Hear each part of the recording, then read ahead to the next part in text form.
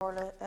Minister, like you, I welcome the opportunity for this House to discuss this issue. I think it's very, very important, and I want to thank the County Cork and the Business Committee for allowing us this time, as requested by Deputy Boyd Barrett. Look, I've gone through your speech, and I do want to pick some issues with you on this, because, first of all, you say the department is not the employer of the staff concerned. Well, I would like to point out to the House that there are some school secretaries employed directly by the department. So what we have here is a two-tiered system of employing school secretaries.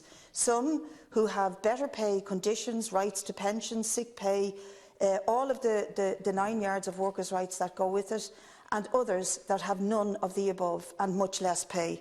So one of the schools I visited in my constituency when the strike was on, you have one secretary who's on 12,000 less than the secretary in the adjacent school, 12,000 a year less, and they do the same job, and they've been doing it for a similar amount of years, one slightly more than the other.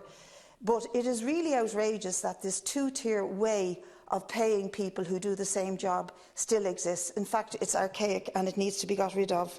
So the survey that you've conducted is now 2 weeks closed, and I would argue that the department should, with some urgency, analyse that data and come up with a report on it. Because you say in your speech that, as standard practice, the survey was issued to the schools on the 10th of July. Most schools are closed by then. It was a very unusual date to choose to issue a survey to the principals and the vice principals to carry out such paperwork in the middle of the holidays. But now that you have the data, you need to move on and analyse it very carefully. What I really want to take issue with is the statement that the industrial action is considered unwarranted. Do you really mean that? Unwarranted after nearly 40 years of this type of two-tier system? I think most school secretaries out there, when they hear that, would say that your statement is unwarranted, or any indication from the department that their action is unwarranted. That statement really needs to be withdrawn, because it's totally unfair to them. There's a lifetime of work gone into a two-tier system. They've taken action, and they've done it with every justifiable bone in their body. The last thing, or a couple of last things I want to say, that when you say it's standard practice in industrial relations that action would be suspended if it's agreed to refer a dispute to the WRC, this is true. But that request to suspend the action, it is standard practice, comes from the WRC, not from the Minister or the Department. So I think the Department has jumped the gun by insisting that the Union withdraw its planned further industrial action. And I think the Union has responded to you by saying, no, we won't, not unless we get a commitment that withdrawal, first of all, the request needs to come from the proper channels, which is the WRC, and secondly, that there will be some kind of commitment given by you today, Minister, either here today publicly or very soon to the WRC or the Union, that this issue will be addressed meaningfully and will be done with the school secretaries in mind in order to end a two-tier system, that equality and equity will be contained in the new agreement. Like you state, this agreement runs out in December 2019. They need a new agreement starting in January 2020 that ends a two-tier system of inequality. And I think you need to address that. And I don't think it's helpful for you to be urging the Union to call off their planned industrial action. Now, as has been mentioned by many others, but I think it's worth going through it again, the terms and conditions of these people. And by the way, I might just throw into the mix that we have over 8,000 special needs assistants, SNAs, who actually work in more precarious and probably worse situations than the secretaries do. And there is a group that need to be organised and need to be represented properly to get their rights and their stability addressed. One of the things that does happen, and was mentioned by other deputies, is that during the summer, this cohort of school secretaries, or during holidays indeed, have to sign on. Now, imagine the sort of bureaucracy and paperwork and to and fro that attaches to that, not least to mention the way it messes up your tax over the course of the year and throws your whole PAYE system into disarray.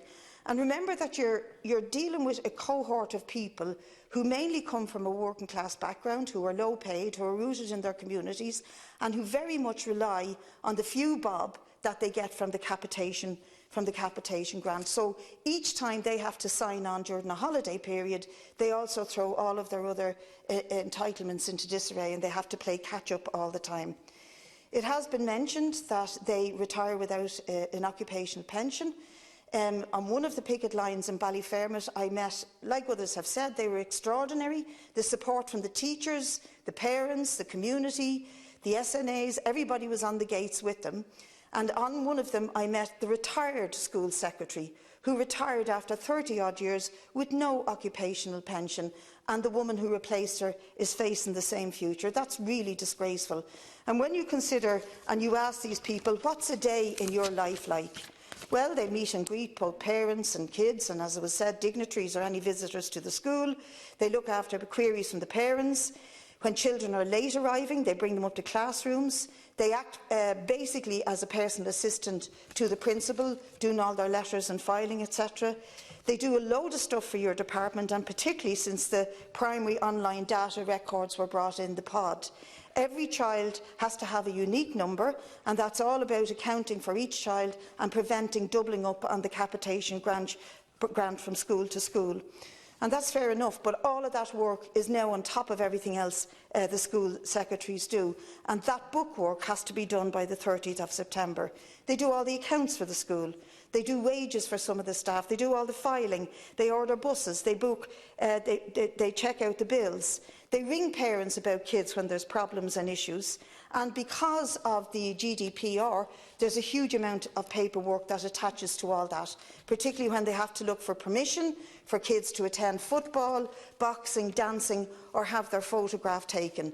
So I think these multitaskers ought to be really sort of praised and given the height of praise by this society and by you and your department, and praise and words in itself will not do it.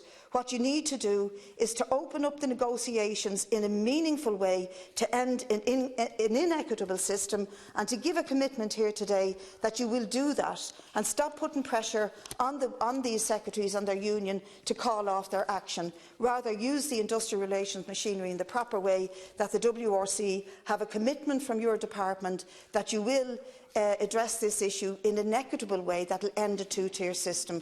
I understand that DPAR have to play a role in this. Maybe you could clarify in your response, but that the official who deals with this in DPAR is out sick. Now, hang on a second, there's lots of officials that work in DPAR. Can we get over that hump and get somebody else to look after it without any more delay? And I'm not saying that you're necessarily responsible for that, but somebody being out sick that passes the buck down the line is not an excuse for delaying this. I'll just finish by saying that in order for us to really move this on and to stop any more painful exchanges between you, the department, and the school secretaries and their union, it would be wonderful, and I think it would be really big of you, if today you could give a commitment to the school secretaries and to Forsa that you will commit to engaging with the unions in the proper manner and in a meaningful way to end the two-tier system, and to enter into an agreement that will begin on the 1st of January 2020 that will bring these workers up to the standard of pay and conditions and future that they deserve. Deputy Maureen O'Sullivan, sharing with Deputy